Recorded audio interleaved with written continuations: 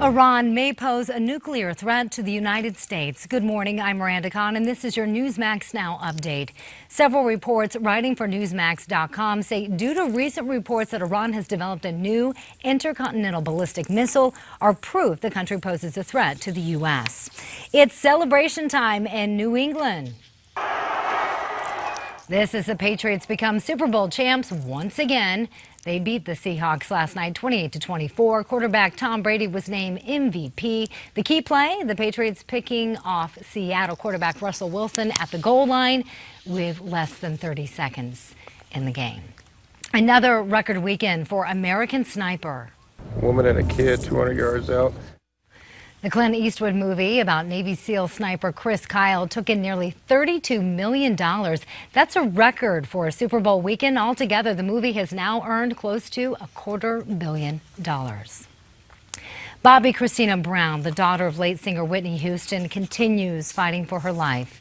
The 21-year-old was found over the weekend face down in a bathtub. She was rushed to an Atlanta hospital where she reportedly is on a ventilator. Her mother, as you may recall, drowned in a hotel bathtub almost exactly 3 years ago. The coroner blamed heart disease and drug abuse. Another nasty winter storm is now smacking a large part of the country. Take a look. Snow, rain, and sleet is falling from New England to Ohio. Oof, ouch, after battering the Midwest and in several spots, including New York City. The biggest threat in this case would be ice. We would expect a lot of icing on roads and sidewalks, up to a quarter-inch of ice in some places.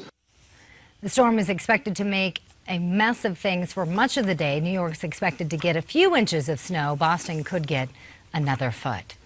After the murder of a second Japanese hostage by ISIS, the Japanese prime minister is now talking about putting the military to work.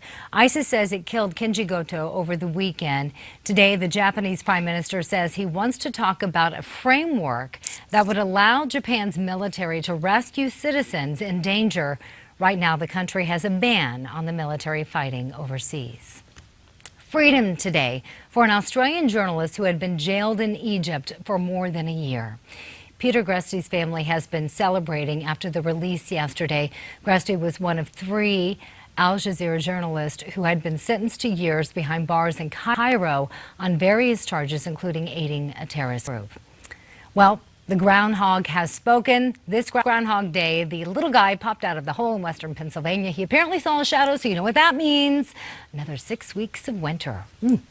Bundle up. We'll have another Newsmax Now update coming your way in a half hour.